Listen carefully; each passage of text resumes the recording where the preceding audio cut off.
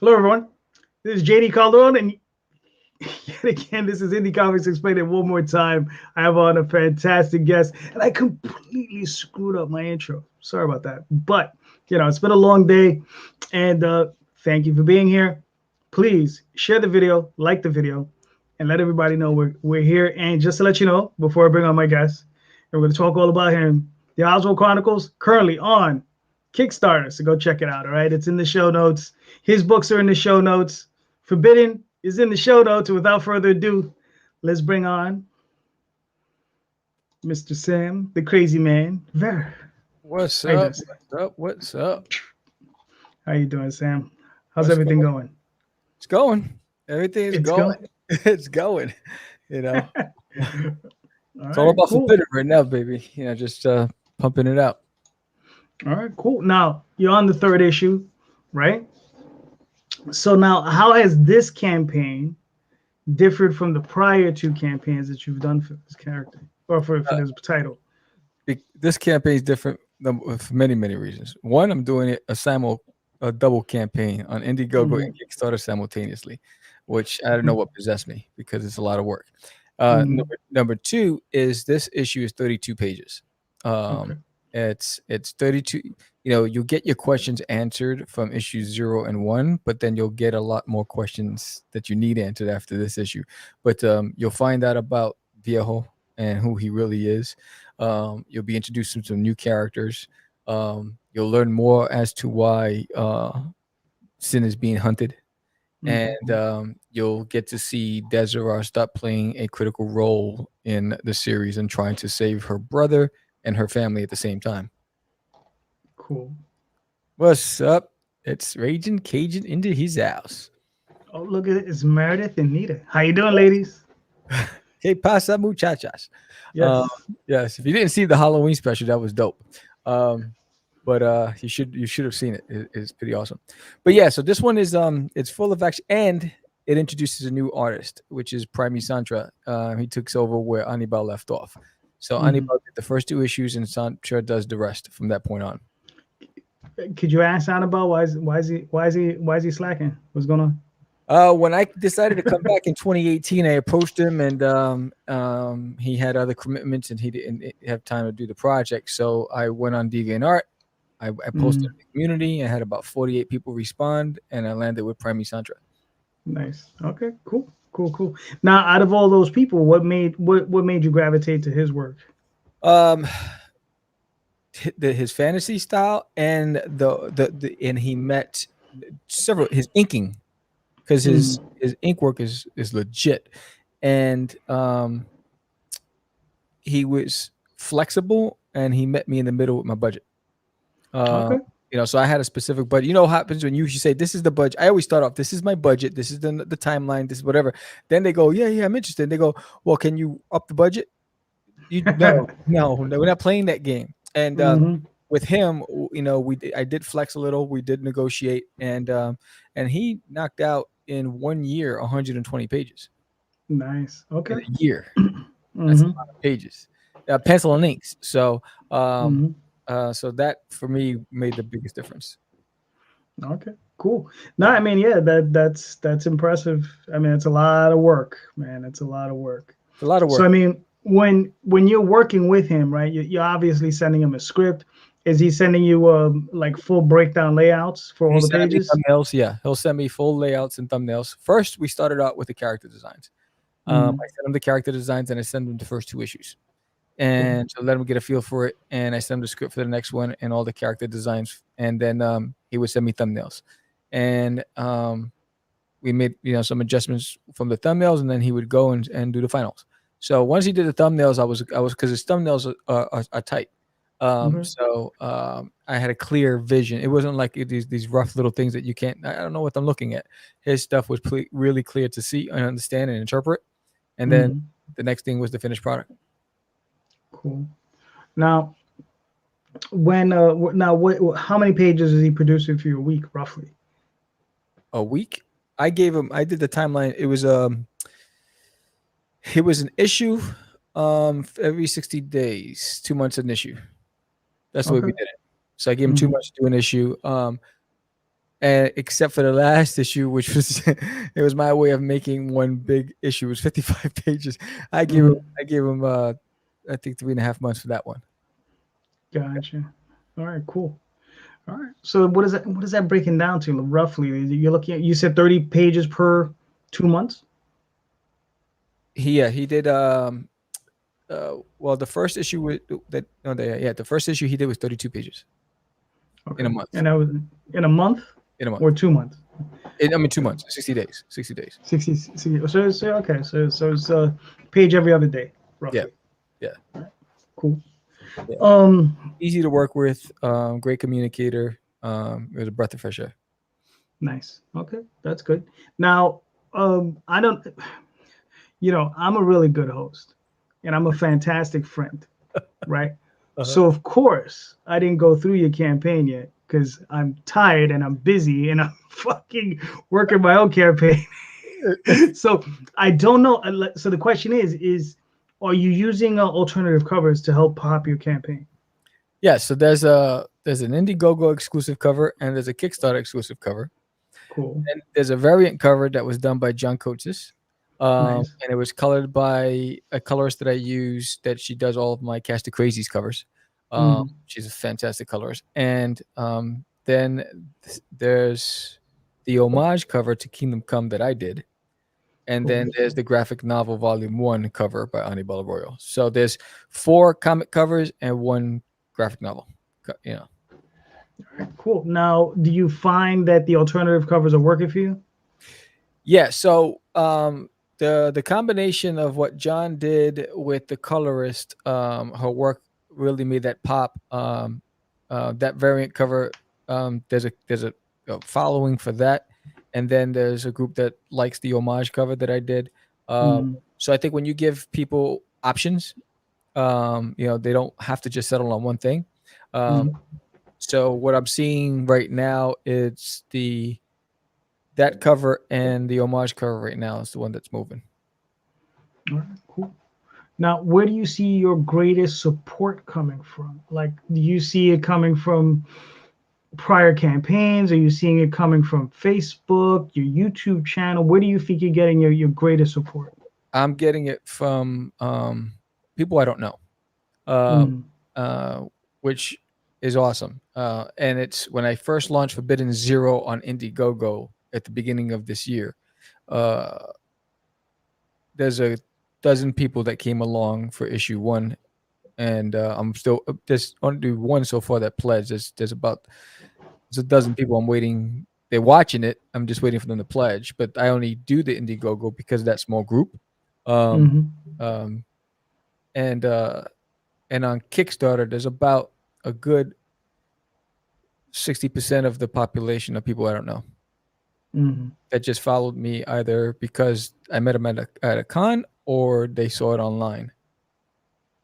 Gotcha. All right, cool.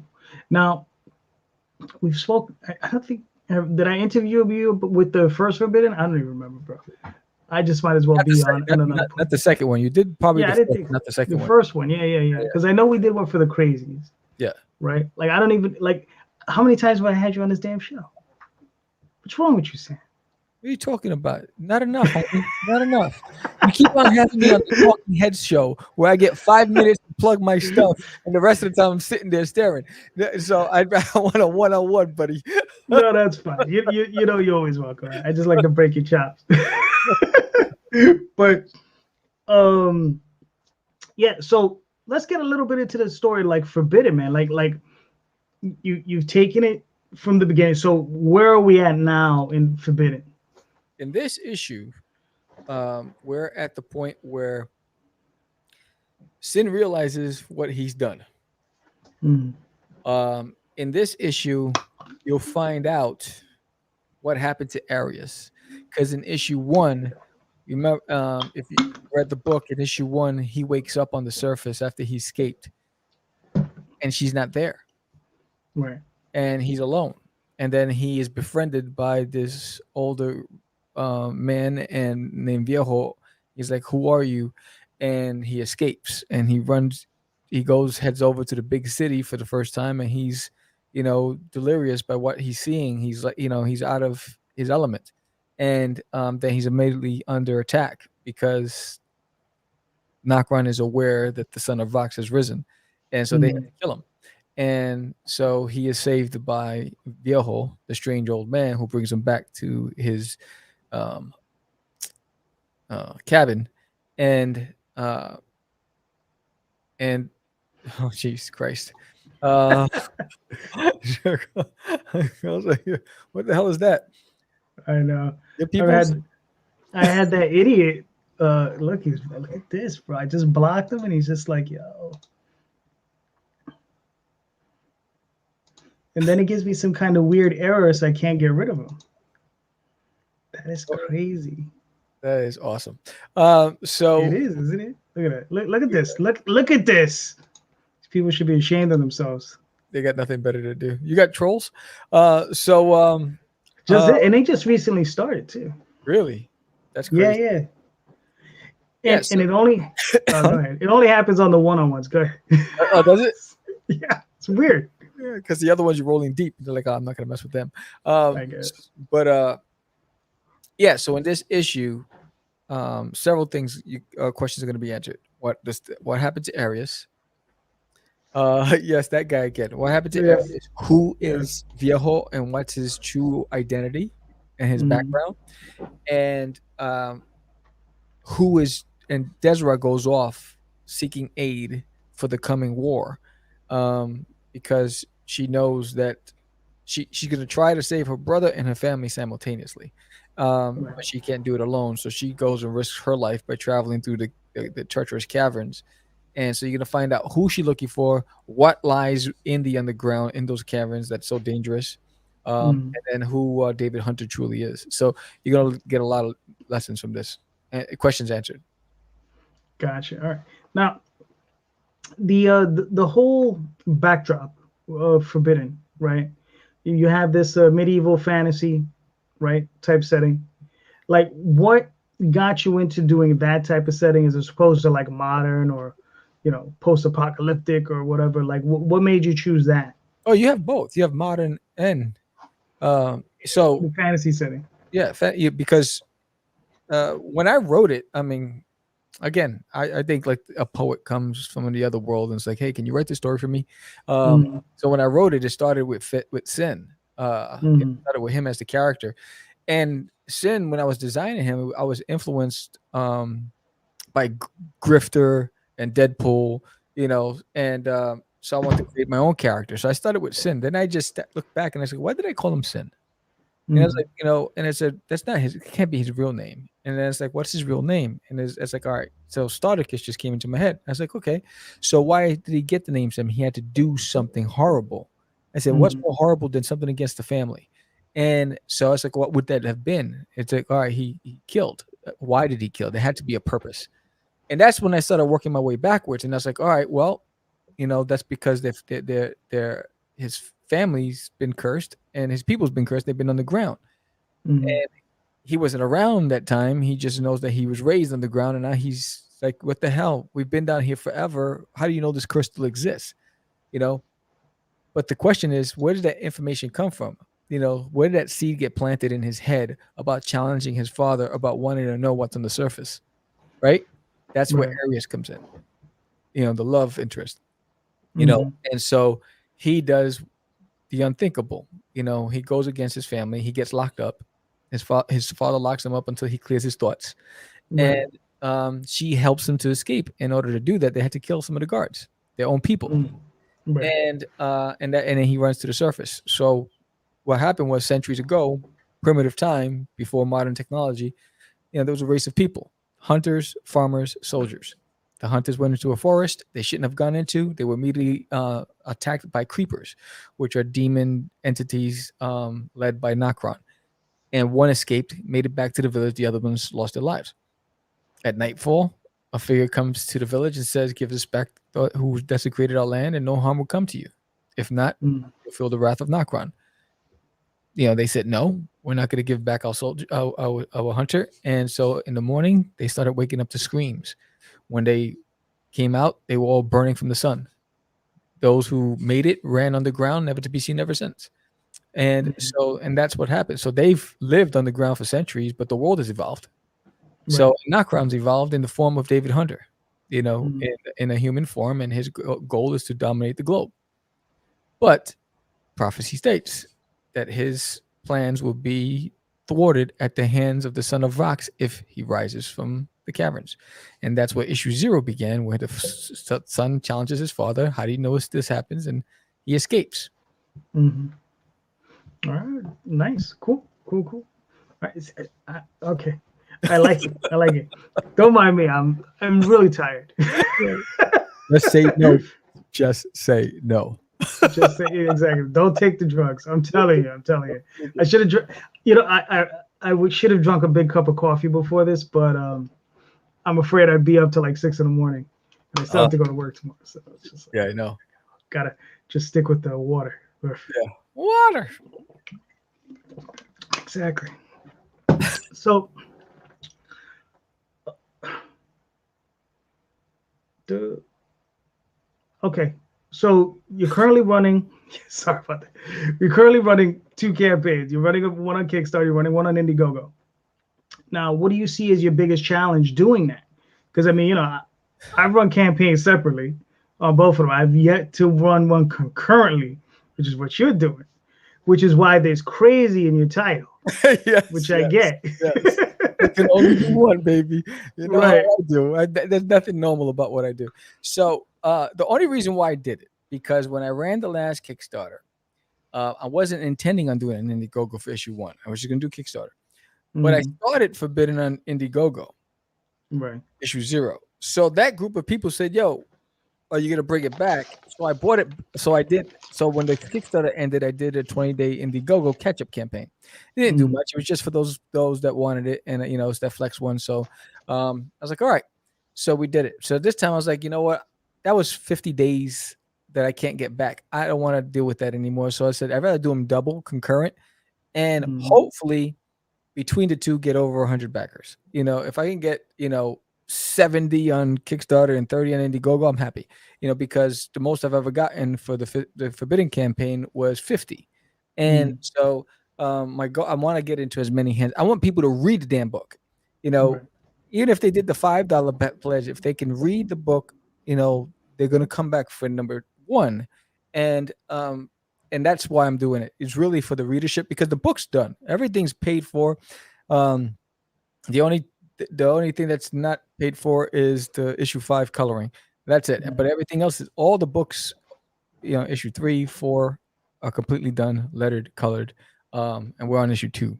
So I'm not worried about that. I'm really trying to get it into as many hands as possible. And the challenge is balancing my time between the two, trying to promote the both, and also trying to uh, get on other podcasts outside of mine. Um, Mm-hmm. I find that to be the biggest challenge because a lot of these cats don't even answer your emails. So I think that's the biggest thing. But then they have the nerve to send you invites for their Facebook groups or whatever. I'm like, you can't even answer my email. Delete, delete, delete. Right. So I think for me, I think the challenge is reach, um, Mm-hmm. and time management because you have to create graphics and promote for two different campaigns, and you got to talk, you got to remind people, well, this is here and this is there. It's one and done. You're not going to see me do this again. It's one and done. It's like, all right, you know what? I don't think. Let me just walk through that door. Let's see what happens. All right, Right. Right. I'll go to the other door next time. Gotcha. Gotcha. You walk through that door, it just said pain on that door. You say, yeah, why not? Oh, it's stressful. And then the on the positive side, I see that I got over 40 people watching it. Mm. On the negative side, they're still just watching it. What I mean? So Right. they haven't Right. pledged. So it's like that makes you wonder, like, what are they waiting for? Mm. Because there's no like closeout sale at the last week. So I mean, the prices are the prices. So Right. so that's the part that is a little discouraging. It's like Mm. you took the time to sign up. Why haven't you, pulled the trigger? Read the book. Read the book. Even if you did the digital versions, you didn't want the physical, do it digitally. Internationally, if you're in Cambodia, if you're in Venezuela, you can get it digital. You get all 3 books digitally. Just pull the trigger. Nice. Okay, that's cool. Yeah, and this is very true. That's the one important thing about digital. You can send that anywhere and everywhere. It's just like it's. I found it. I think in my last campaign before this one, I think 40 of my backers, maybe even more, maybe like 45 of my backers were digital. And I have a $40 digital package on there, and then a lot of them were that. Yeah. So yeah, that's important. No, Thank you for that, Meredith. hold on, I'll put it up there. Says Sam's video asking if Indies are really supporting each other is 100% truth. Not too many people walking the walk like JD, Sam, and George. This is true. I mean, look, self-interest is self-interest, right? We're all in here. We're all hustling, right? But yeah, but you do have to come out and you do have to try to like support your fellow brothers and sisters in arms because we're all fighting the same fight, Yeah. you know. So this will roll into my next question, Sam. So like we know Marvel and DC have pulled themselves out of Diamond, right? They've extricated themselves. They're moving on. IDW's has made an announcement sometime next summer they'll be moving on from Diamond, right? So would you consider moving into that space if given the opportunity? I'd have to have somebody, a publisher. I don't want to be an indie publisher. That's just it. Mm, For me, it's have a print on demand service that they can order it from. I don't want to have to be the guy that's handling all that stuff. I want to mm, create. Back in the days, Crazy Comics, I would have jumped at that in a heartbeat. Yeah, I'll do it. But it's a pain in the rear. Trying mm, to build the podcast takes a lot of time, and and and simultaneously drawing the books and creating the marketing and promoting it and mm. networking. It all take to have to take on the load of being a publisher. Don't want to do it. Gotcha. Okay. Okay. Fair enough. Golden Tree TV asks, what's the engagement return from your email list? Do you have an email list? Yes, I have an email list. So what do you think is your return, like your engagement? Um, that's a good question. There are, I would say, 20% of those who subscribe to my newsletter, my email list, actually pledge. So there's an opportunity for 80% of it. Yeah. Well, believe it or not, statistically speaking, according to advertising, you're doing quite well because usually it's 2 to 3%. Yeah. That'll back you like that. Um, so that's on that in that regard, you're doing quite well. So now the thing with a publisher, what would you be thinking as far as getting one? Would you be looking at like you know someplace like Volt and Scout, or would you want to shoot higher? I just want somebody to publish it. Say, as long as I have all creative control, you publish Hmm. it. I know everything else is, the kickbacks are all negotiable, but I don't want to have the work. I want to give you the file. It's for print on demand or whatever it is. You do the orders, you ship it, whatever, and you just cut me a check quarterly, whatever it is. I don't Hmm. want to have to take on that work. Gotcha. Who do you think is buying? Like, what is your demographic? Who do you think is buying your books? Forbidden, it's more. Uh, I think Forbidden, it's more older. When I'm Hmm. looking at the data and I'm looking at the age brackets, it's usually the 35s and up that I'm seeing for Forbidden. For Cash the Hmm. Crazies is a lot more broader. Um, for Crash the Crazies, I saw it was from 20 to 45. Uh, Hmm. for Cash the Crazies, I've not seen anything younger than that. Right. But it's usually 20 and up for Cash the Crazies, and then for Forbidden, it's higher. It's older Gotcha. Well, and you're more not gonna see male. young and mostly male. Yeah, it's about 80-20 male versus female.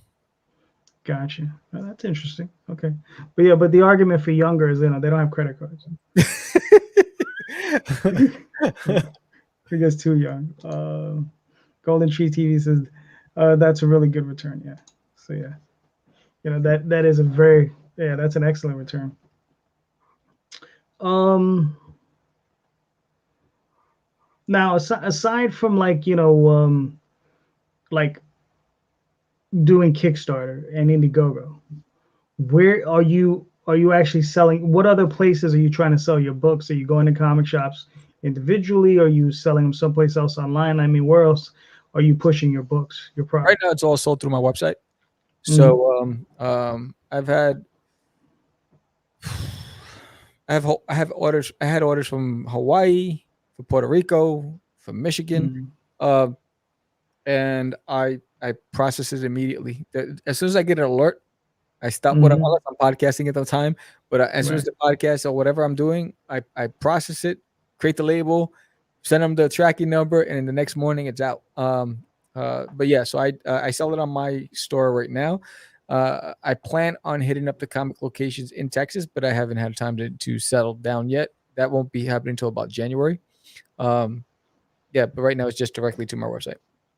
Now, Texas is a big ass state. Now, how many like locally to you have you scoped out? Like not so much physically gone, but like Googled out, like I haven't scoped that out yet because I scoped out the conventions, and in Dallas alone, they have about 40 conventions a year in Dallas. comic book Which conventions? comic book Or conventions, kid, it's crazy. yeah, Um, that's a lot. that's amazing, and Yeah. I'm potentially doing Fan Expo pop up show. It's a 1 day Saturday event in December, Hmm. so I'm probably going to do that here. Is 1 day doesn't, and it'll give me an opportunity to test the market out here um, Hmm. and see what that's like.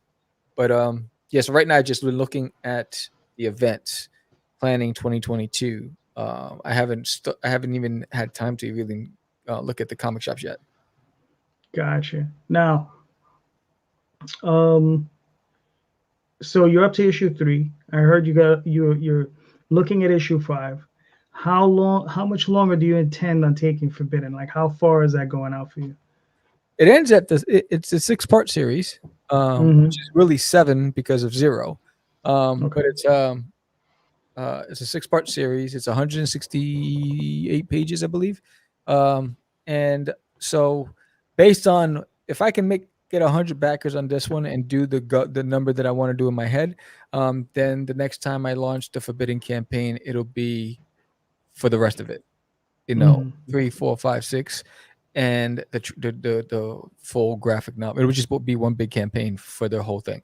Um, if I don't do what I'm expecting here, I'll have to do another campaign for the next issue, and I'm hoping I don't have to. So, Now, you saying that, right? Like, do you feel you'll leave money on the table by ganging them all together? well, not see the thing is, I don't want to. We have Crash the Crazies next year. Hmm. Um, and I have the graphic novel launching next year for Crash the Crazies in issue 4. Um, and then we got George launching Wonder Duck next year, and then Hmm. I'll be launching There's an Alien in My Toilet campaign. So I really want to put this one to bed since it's done.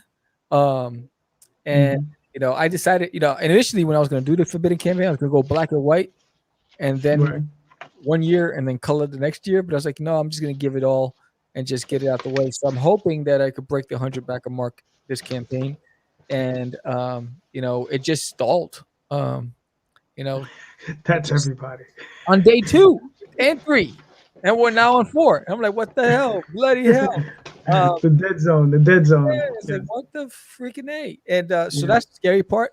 Um, but yeah. So for me, it's like next year, we did what, 2 Cast the Crazies and 3 Forbidden campaigns, 5 campaigns this year. Hmm. I'm puckered. So for me, it's like when George is running Wonder Duck, I'm taking a break. Okay. That's all George. That's all George. Just Dark gotta Friday Press. That's them. screw that guy. He just do I his would own thing. I would just tag and repost his stuff. That's it, and promote him on the show. But I don't Right. have to create the content. I don't have to Right. distribute the content. I don't have to create Hmm. the pages. Like I designed both the pages for Indiegogo and and Kickstarter. So Hmm. I'm gonna take that break and focus on building the audience for There's an Alien in My Toilet while that's happening, um, and go that route. But I Right. don't, there's not enough time in the year for me to run Catch the Crazies, There's an Alien in My Toilet, and Forbidden. So I just want to do Forbidden in the fall, uh, Hmm. If there was a huge demand for Forbidden, then I'd be running it every third month, every Every issue. quarter. But I Hmm. haven't reached that point yet. So for me, it's like, all right, I don't have them screaming on the campaign saying, "Yo, when's the next issue?" I don't have that audience yet. So Mm. I know we were building an audience faster with Catch the Crazies, and then poof, I flipped the script on everybody and threw out Forbidden, and they're like, and now it's a whole different audience. Like, it's like, what's Forbidden and all that stuff. Catch the Crazy was, people were attracted to it because it was about us and the podcast, and there was a hook there. Now Forbidden doesn't look like anything that's out there right now, and they're like, it doesn't meet the status quo. When you Mm. look at a lot of campaigns, they all look like they're trying to get on with Image or Boom, where Forbidden doesn't look like any of it. And so, like, Right. oh, what is that? Um, and so for me, it's like I have to make an adult decision and say, all right, there isn't a demand right now. There's a small audience. That audience isn't pressuring me about the next issue, so I can wait till fall and and Mm. and give them to the paperback, which would be 168 pages, and hardcover, which would be 200 pages, um, and do like a really amazing campaign with some really good incentives and perks at the end of the year and see how that goes. But that's where my head's at right now. Again, this thing could change. I got 27 days. I don't know, but I'll make my decision probably by the third week of the campaign. I'll have a good understanding of whether or not I go forward or not. Yeah. Okay, that's cool. Now, your relationship with George, right? Like, I know you guys are friends, you're publishers, you guys are moving together. Like, how do you see, like, how is he helping you with the campaigns other than just, podcasting with you? Like what do you see him doing for you, like helping you? Is it like, is he tweeting? Like what are you guys doing together? He reposts everything. He creates his own tweets, and Mm. he'll target his follow. Remember, he stood in the game longer than I have, so he cultivated an audience. Mm. I was gone for 10 years. I am building from scratch again, and so he uses that to support the campaign. He goes out there and he also talks to the people that he knows and said, "Hey, you need to support, why don't you support this? Why don't you support that?" So he does what he can from his end. Um, Right. we're not in the same room. We're no longer in the same state, and Right. then we chat every day. So Mm. uh, when we talk when I'm creating perks. He's giving his opinion on the perks. We talk about the pricing.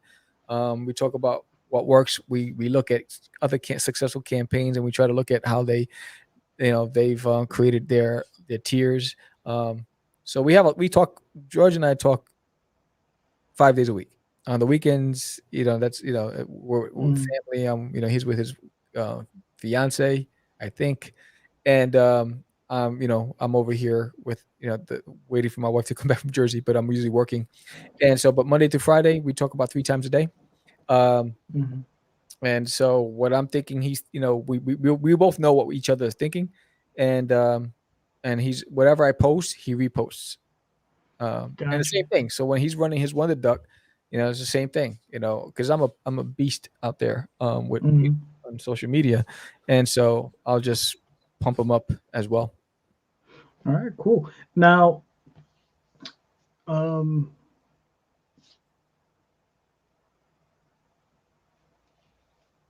okay, let's switch gears a little bit, right? Now let's talk about like your creative process, right? Like, so you've obviously been working on this. Now, what would you consider the genesis of this? Like, what were the things that sparked this interest in you? Like, why did you say, okay, Forbidden, and then develop like the world the way you did? Like, what were the things that you saw that sang to you? It could have been all kinds of things. It could have been like, I don't know, Escape from New York or Escape from LA or any No, one of a thousand things.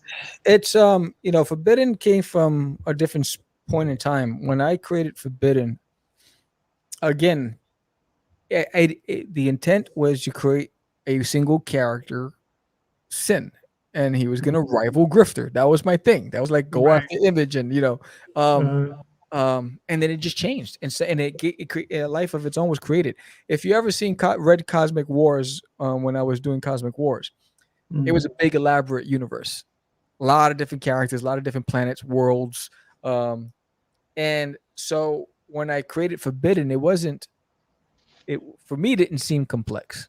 It was right. me being an investigator when I was writing it, and it was like, why? Why am I going this way with this? What is the purpose? And that's how, and it just became building blocks. Every time I asked the question, I dug deeper and I found more, and I dug deeper and I found more. And then this character was born, and this character was born. The 10-year break from comics. Remember, I wrote the entire saga for Forbidden as far as plotting it out.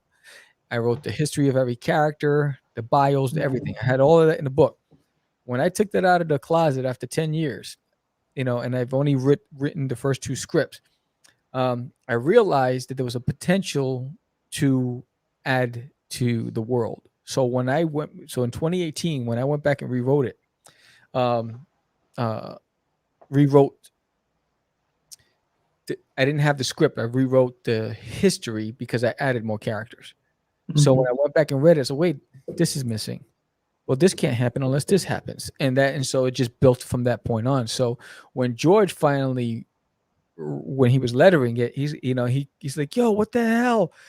How did this happen?" So anybody who's read issue 0 1, they're gonna think they know what happens, but you're not going to. And every issue has a surprise. Cool. Meredith says 10 years out and getting sucked back in, he must be insane. Yes, I'm just dumb. I'm just dumb.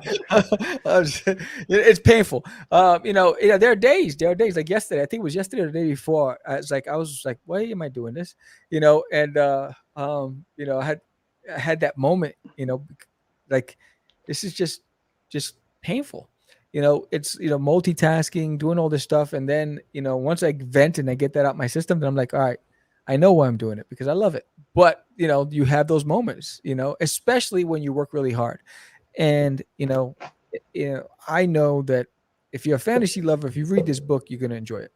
And I'm trying to get people to enjoy it. And if you liked, 300, and if you liked Fifth Element, you're going to like this.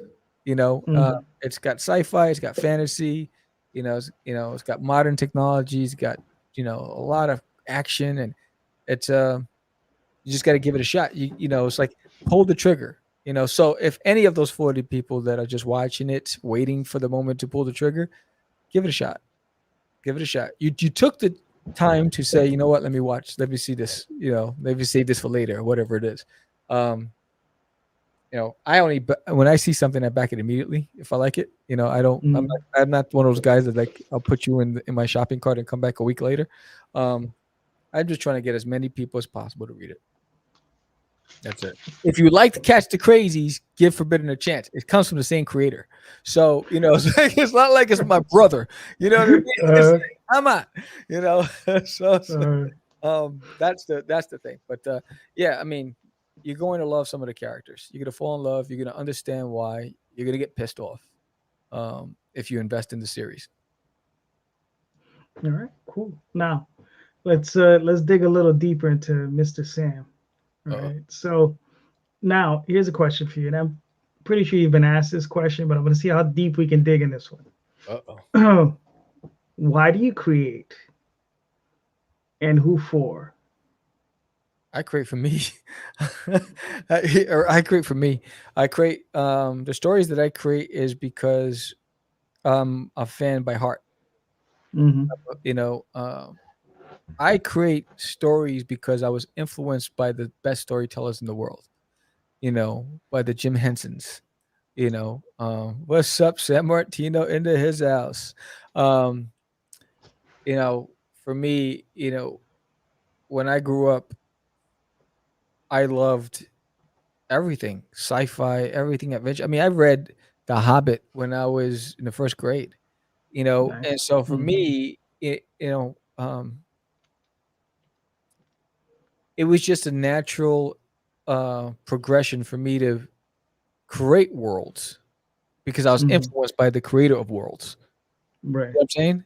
So I love it. And so George and I had this conversation the other day because, he's not too enthused by where Forbidden went. And because he really wanted a specific ending. But when I went back and finished the series in 2018, I went a different way.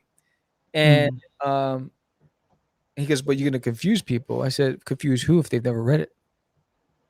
I'm not confused. I understand it completely because I also understand that when it ends, it leaves you as the reader. You're either going to tell your own stories based on the ending, on the certain Mhm. characters that survives, uh, or you're going to expect a second volume because of the way it ends. And so for me, um, uh, I wrote it because it felt right for me. The characters told me their story, and I was just the tool that they used to write their story. Mhm. Okay. Cool. Your buddy man said, "Looks like I missed out on webcams HD." I don't even understand what that means. I was hoping you knew. No, webcam HD. I don't know what that is. Uh, oh, wait a second. Hold on. I guess that was the guys from before. That's the Oh photo yes, you guy. did miss it. Yes. Yes, you missed out on webcams HD. Yes.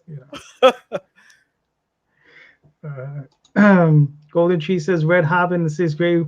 Watch the old cartoon movie in the first. There you go. Oh, I love the Listen, cartoon. Man, true Rankin and story. Bass. When the Hobbit, the cartoon animated movie came out, I know exactly when I first watched it. It was Mhm. I lived in Richmond Hill, Queens, and we rented an apartment in a two-family house, and Mhm. we were in the basement. So my friends came over to sleep over, and it was going to air on TV at 8 o'clock Right. at night, and we had the little black and white TV was like 13-inch, I don't know whatever it is, and we're sitting in the dark in the basement, me and my buddies, and we're watching it. And we're so in the basement. There's a room um, Mhm. with a glass window that you can see out in the basement, in the rest of the basement. And it's completely dark, and it's like dusty old basement. But we had our sleeping bags and we had our goodies, and Right. with all the dark, so you can't see out because all the lights are off. And we were so scared and we kept seeing and hearing things. Nobody wanted to go out of the room. Oh, but it was awesome. I remember the Hobbit. It was just fantastic.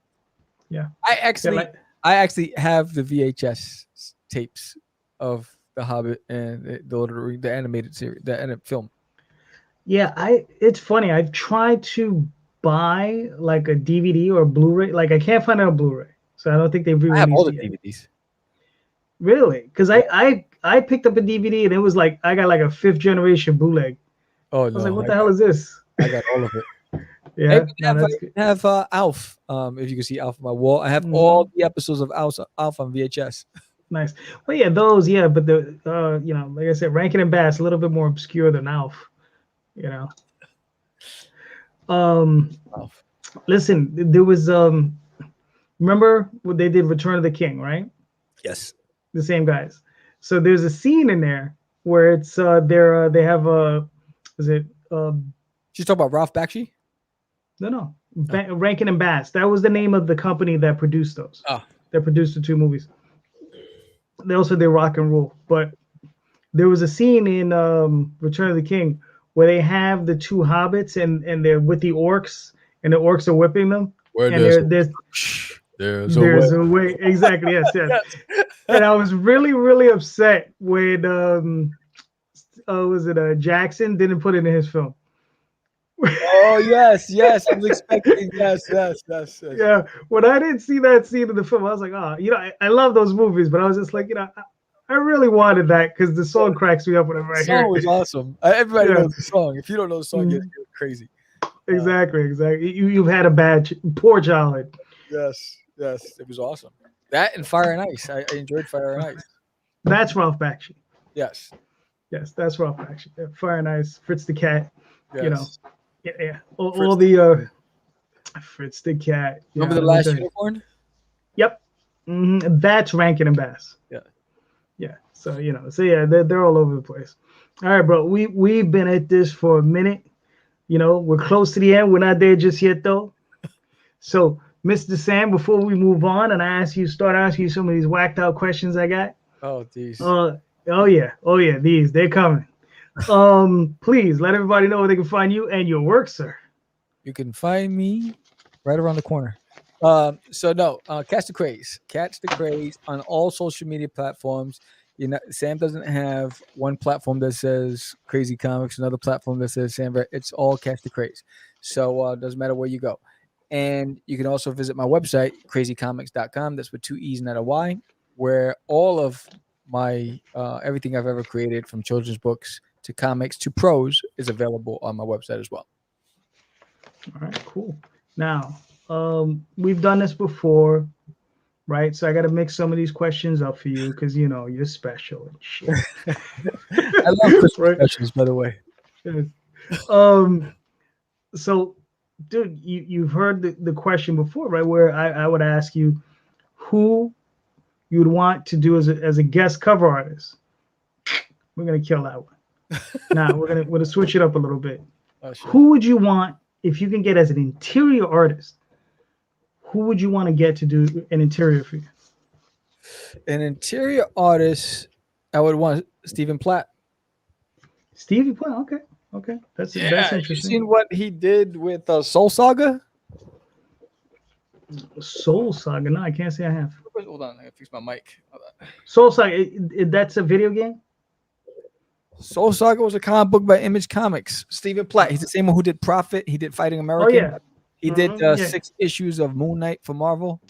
I have all those 6 issues signed, bagged and board, sealed, saved. Nice. I can make 10 grand if I sold it today. But yes. I would advise selling them today. I have to give CG. If I sold it CGC graded, I could get 10 grand. If I sold them as is, about 3 grand. I would just sell them. Buy yourself an omnibus with all the same material. You'll be okay. Oh, okay. Nita put up, says she has all the DVDs. The Lord says, nay. There you go. And the creepy ass Christmas specials. Those are the best. I love the one. Yeah, it says, what is it? The one where the guy pulls out the teeth of the abominable snowman. Remember that one? It was Santa Claus in his youth. Oh yeah. Yeah, there was one, and he had the abominable snowman. And he pulled out all his teeth, and he became like passive or whatever. The abominable. Oh yeah. Eat anyone? Yeah. That's why she says they're creepy. Yeah, because they had some very strange Christmas cartoons. Well, the claymation. Yeah. So all right. So Stephen Platt. Okay. Cool. Oh, here he Yeah. All right. Now, if you had to choose a number 2, it would be number 2. It would be, if it's forbidden, it would be what's his name? Oh, Jesus Christ. Hold on, I'll tell you right now. I got his name right now. I've never seen Jesus draw too many comics. That's it. The Island of Misfit Toys. Yeah, that's the one. This is creeped the fuck out. Chris Kringle. Yep, that's who. Yeah. Greg Capullo. Greg Capullo. Okay. Okay. I think he'd kill it. Kill it. All right. Cool. So now, one, it'd be perfect for Forbidden. Okay. Cool. Now, again, I know I've asked you this question a few times already, so we're gonna switch it up, right? If you got to pick a dead property, right, a property that's pretty much considered dead, or even just like it could be any property, right? What would be the property you'd want to bring back? In comics? Well, you could do it as a comic, but it could be anything. It could be a dead novel series, a dead movie project, dead TV show. It could be anything. If it was something that fits my artistic style, I'd want to bring back Hero Bear and the Kid. Okay. Well, Crunkle, he kind of comes back every now and again. Yeah, but he's doing different projects. Yeah. I thought that series was awesome. I mean, that and there was another project that damn, I forgot. But I think that style, that's more my alley. If I was writing a series, I'd love.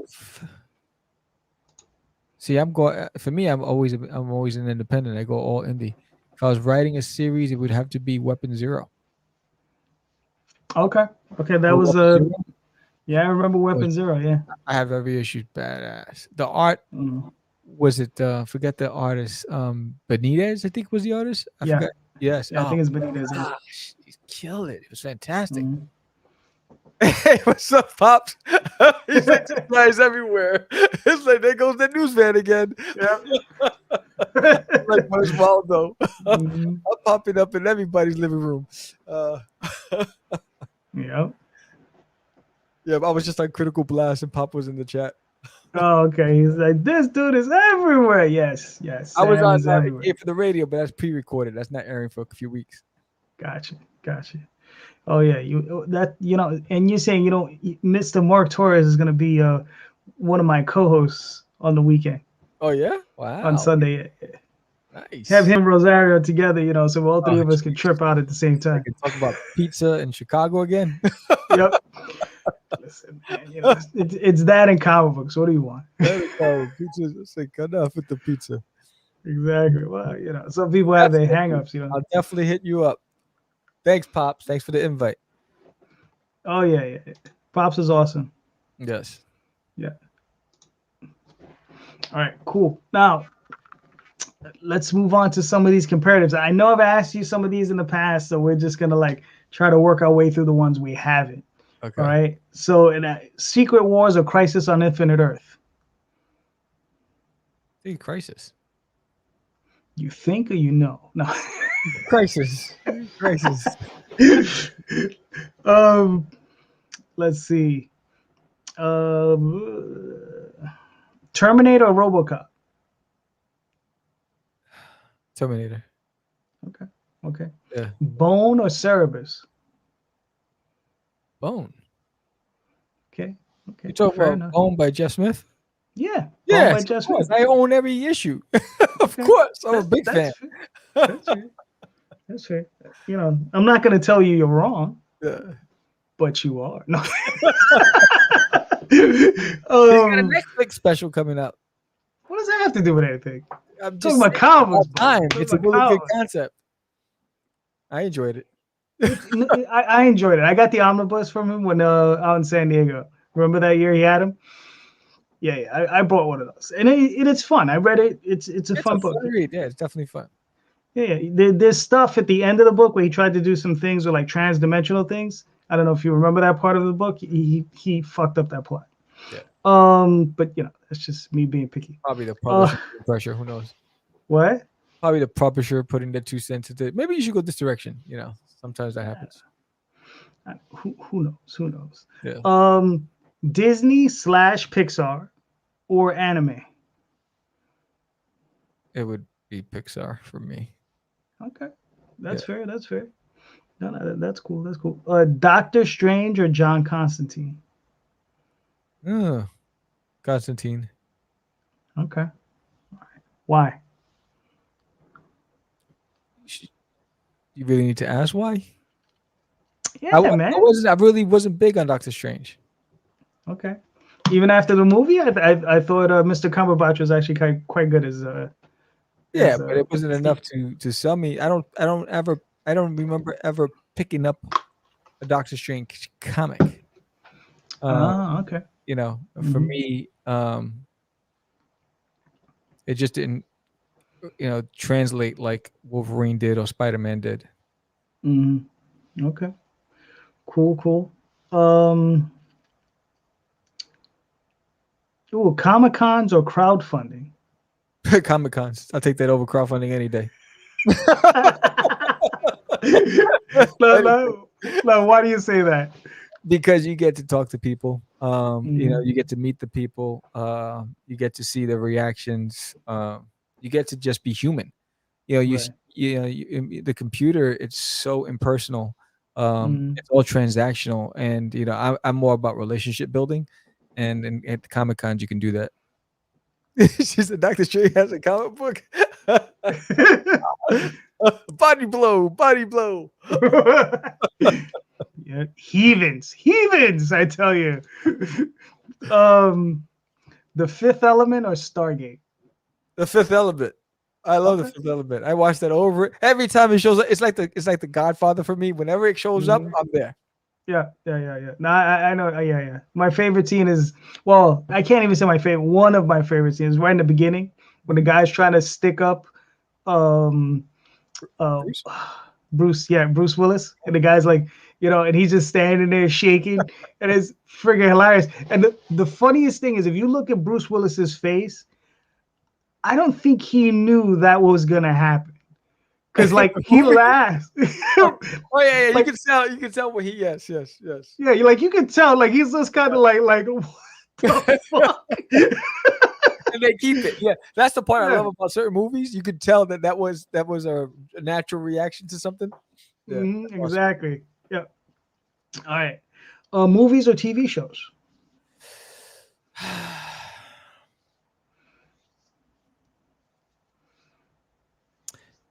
I love movies. Mm. I love movies. TV shows. TV shows? Yeah, I mean, I grew up on TV shows, but I love movies, so I would put TV shows first, then movies. Okay. That's fair. That's fair. I might have asked you this one before. I'm not sure. Frank Miller or Alan Moore? Yeah, you did. No, yeah, Yeah. you did. Okay. Yeah. So don't keep everybody waiting. Just because I asked you once before, you can answer the question again. See, it's been a while since I've picked up any of their stuff. Uh-huh. Back then, I was a Frank Miller fan. Mhm. So I would have to stay there, but I haven't seen how they evolved. Gotcha. Okay, that's fair enough. Labyrinth or Pan's Labyrinth? Labyrinth. Fair enough. Fair enough. All right, we'll do a couple more of these and we'll wrap it up. Oh, here we go. Here's what. Damn, I don't think I asked you this. Hulk Hogan or Ric Flair? Hulk Hogan. Okay. Okay. What do you mean? You can't Hulk just say like, Hogan. Yes. come on, this is Ric Flair, man. It's like, woo! You go to every that place. woo drove me nuts. I was like, no. It was like Hulk Hogan ripping off the shirt. I'm a real American. Yeah, that was just, come on. Hulk Hogan was the best. No, listen. Hulk was fine. That's not true. I never really liked the guy. Hulkamania. He was all right. Sorry, I always like Randy Savage better. Macho Man? Oh, yeah. Oh, He's a big dude. I saw him at Times Square with Elizabeth. Mhm. And they were going, I guess they were going to, because they used to have that WWF spot in Times Square that was like a restaurant place, whatever. They were doing a signing or something. And they were walking. I was like, this dude is humongous. Yeah. I was like, good Lord. Yeah. I went to one of the few times I went to like a live wrestling performance. Uh-huh. I got to see the Steiner brothers and I got to see Bam Bam Bigelow. Bam Bam Bigelow. Wow. Remember that guy? Yep. And his back was huge. Crazy. I mean, him. I got to see Yokozuna. Remember that guy? Mm-hmm. Yokozuna. Yo, that man was huge. I mean, like big. Like he was as wide as I am tall. Wow. You know what I mean? That's so crazy. Yeah. And then I also saw the Undertaker in person. It was funny because he was walking towards me, right? And the son of a bitch looked like he was like at least 12 feet tall. So we had like this thing in between us. It was like flowers or whatever. Yeah. So he was coming this way and he cut around this way and I made sure to go in the other direction. The dude was scary looking, like for real. Yeah, I was like, oh, fuck that shit. Meredith says The Fifth Element, classic. Yes, it is. I binge watch TV show #Insomnia. There you go. Yeah. All right. I'm pretty sure I asked you this one. So now let's move on. Spock or Data? Spock. Okay. Cool. Here's that touch. No, I got you. All right, now we're gonna end it on this one. So here we go. The Rock or Stone Cold? The Rock. Nice. The Rock. I met Stone Cold Steve Austin in person Mm-hmm. when I was in security, and he was shopping. He had his jeans, he had his boots. He's in a high-end luxury. He's at Saks Fifth Avenue, right on Fifth Avenue in New York City, and he's looking for tailored suits, right? And so he has his T-shirt with his vest. So he's walking, and he goes into he has a can of beer in his hand. He drinks it, he smashes it, he throws it in his trash. He has a leather vest. It looks like it's flush to his body. He goes inside the vest and pulls out another can of beer. He starts drinking. I said, how does he fit him in that vest? I said, because you don't see any bulges on the vest. Oh, it was crazy. But he was just as if you see him on TV. He was just the same guy. Okay, that's cool. That's cool. All right. So, Mr. Vera, we made it to the end somehow. We did it once again. Looks All like right. we made it. Yep. So please do me a favor. One more time, let everybody know they can find you and your work. You can find me on Catch the Craze. We're on every week, all the time, every time. Catch the Craze podcast, and subscribe if you haven't done so already. But also, you can find my current Kickstarter Indiegogo campaign, Forbidden, issue number 2, The Hunt. Help us get to 100 backers. We worked really hard on this. A lot of talented people. George the Dream Medina, Anibal, the Animal Arroyos worked on it. You got Primate Sancho. David Quiles did a cover on it. John Coates did an alternate cover on it. I did multiple covers on it. I wrote the story. Give it a chance. There you go. Thank you so much, everybody. We'll be back on Sunday with a veritable host of insane indie creators. So it's going to be awesome. And one last time, please check out in the show notes. Sam, the Crazy Man Vera's tags are in it. So you can click on those links and it'll take you to his campaigns. There's also the Oswald Chronicles. Also trying to, there you go. That's it. There's like multiple covers. There you go. Hold on. I'm gonna put you up. Show off the covers. Look at these covers. This is an homage cover. Speaking of Doctor Strange, homage to Doctor Strange with a certificate of authenticity. You got the sketch cover by Anibal Arroyos right there. You got the limited edition Sin Viejo cover by Sam the Crazy Man Vera.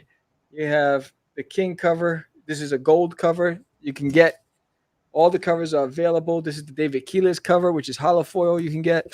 What is this? You got this is another gold cover by me that you can get from issue number 1. This is the sketch cover. If you want a commission sketch, you can get that as well. You got the sketch book with the cover done by Anibal Arroyo. What do you got? You got, oh, that's the other version one. There is the cover to issue 0 right there. You have the cover to issue 1 by Anibal again. You saw that. Let's see what else is here. And the rest of these you saw. Right. Yes. And the other ones are currently on the campaign, so I don't have those covers with me.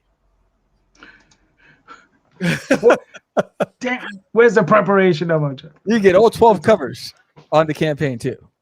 All right, there you go. So thank you so much, everybody, for showing us. This is Sam. He has a fantastic channel. You can go check out his shows. He's always doing great stuff over there. I think I'm scheduled to be over there sometime soon. Saturday. I think it's Saturday. Saturday. What time? 3 o'clock? I think so, yeah. All right, Saturday, cool. 3 o'clock. 3 o'clock. All right, there you go. So we'll be screaming and yelling, and we'll be talking about mice. Ask him these crazy questions. Yes, please ask me the crazy questions. Sometimes I look forward to the crazy questions. And the one really important thing is I'll be sure to be caffeinated. Yes. All right. So there you go. Medicated. Yeah, well, there's only so much the doctors can do. So yeah. Check out Raging Cajun. Yes. Check out. Yes. Check. Go get Check the Gods as well. I don't know that guy. Who is that guy? Michael Sammartino.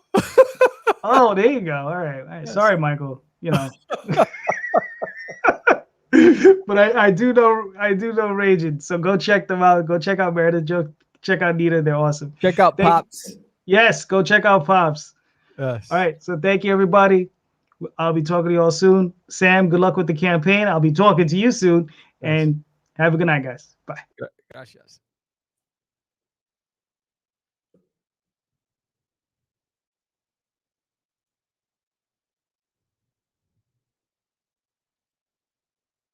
Of course, I hit the wrong button.